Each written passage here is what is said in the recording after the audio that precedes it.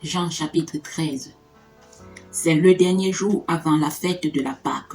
Jésus sait que le grand moment arrive pour lui. Il doit quitter ce monde et aller auprès du Père. Il a toujours aimé ses amis qui sont dans le monde et il les aime jusqu'au bout.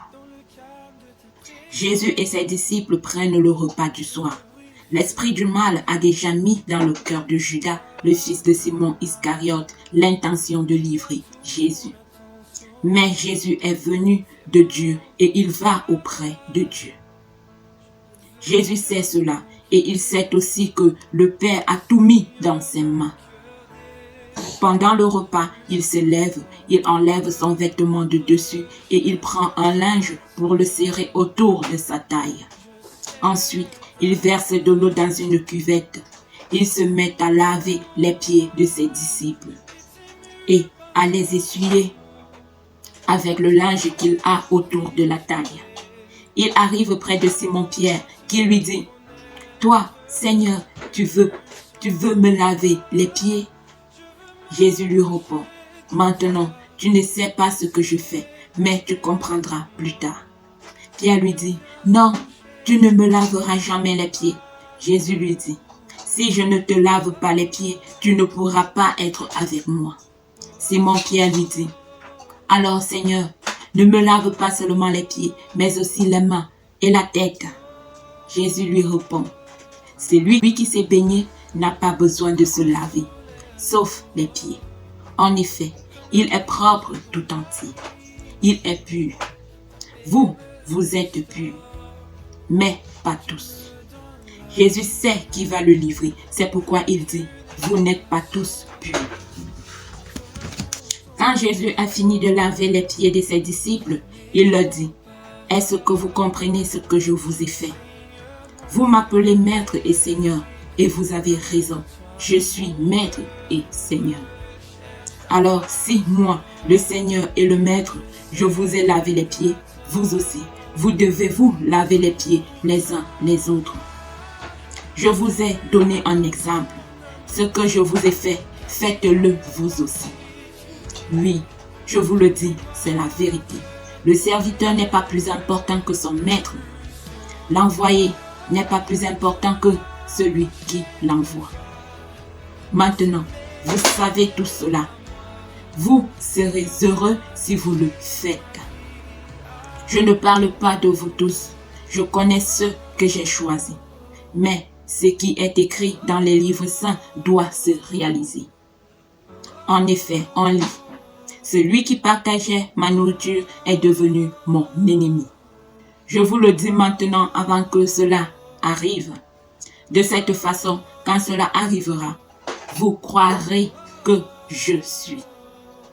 Oui, je vous le dis, c'est la vérité. Si quelqu'un reçoit celui que j'envoie, c'est moi qu'il reçoit.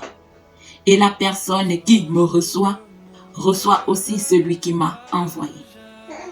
Après que Jésus a dit ces paroles, son cœur est troublé et il déclare « Oui, je vous le dis, c'est la vérité. L'un de vous va me livrer. » Les disciples se regardent les uns les autres. Ils ne savent pas de qui Jésus veut parler. L'un des disciples, celui que Jésus aime, est assis à côté de Jésus. Simon-Pierre fait un signe pour dire à ses disciples « Demande à Jésus de qui il parle. » Alors le disciple se penche vers Jésus et il lui demande « Seigneur, qui est-ce » Jésus lui répond « Je vais tremper dans le plat un morceau de pain. Celui à qui je vais donner le morceau, c'est lui qui va me livrer. » Jésus trempe dans le plat un morceau de pain et il le donne à Judas, fils de Simon Iscariote. Judas le prend et aussitôt Satan entre en lui. Jésus dit à Judas « Fais vite ce que tu dois faire. » Parmi les disciples qui sont là, personne ne comprend pourquoi Jésus dit cela. C'est Judas qui garde l'argent. Alors, quelques-uns pensent que Jésus a voulu dire « Va acheter ce qu'il faut pour la fête » ou « Va donner quelque chose aux pauvres. » Judas prend donc le morceau de pain et aussitôt, il sort de la maison. C'est la nuit. Quand Judas est sorti, Jésus dit « Maintenant, Le Fils de l'homme reçoit de Dieu la gloire. Et ainsi, Dieu montre sa gloire en lui. Si le Fils montre la gloire de Dieu, Dieu montrera lui-même la gloire du Fils et il va bientôt la montrer. Mes enfants, je suis encore avec vous pour peu de temps. Remarquez que c'est après que Judas est sorti de la maison, sorti parmi les disciples, que le Seigneur est rempli de compassion envers ses disciples, à tel point qu'il les appelle mes enfants. Ici nous montre que lorsque nous sommes dans l'ancienne alliance, dans l'Ancien Testament, nous ne sommes pas encore les enfants de Dieu. Mais lorsque nous rentrons en Jésus-Christ, la nouvelle alliance, le dernier Adam, le dernier homme, Dieu nous appelle ses enfants. Il nous met au même titre que son Fils Jésus-Christ. Oui, nous recevons l'adoption et nous sommes appelés enfants de Dieu. Nous recevons le pouvoir de devenir enfants de Dieu en Jésus-Christ. Merci Jésus. Merci Père éternel. Continue. Mes enfants, je suis encore avec vous pour peu de temps. Ensuite, vous allez me chercher. Mais je vous dis maintenant ce que j'ai déjà dit aux Juifs. Vous ne pouvez pas aller là où je vais. Je vous donne un commandement nouveau. Aimez-vous les uns les autres. Oui, aimez-vous les uns les autres, comme je vous ai aimé. Ayez de l'amour les uns pour les autres, alors tout le monde saura que vous êtes mes disciples. Simon-Pierre dit à Jésus, Seigneur, où vas-tu? Jésus lui répond, là où je vais, tu ne peux pas me suivre maintenant, mais tu me suivras plus tard. Seigneur, je ne peux pas te suivre maintenant. Pourquoi donc?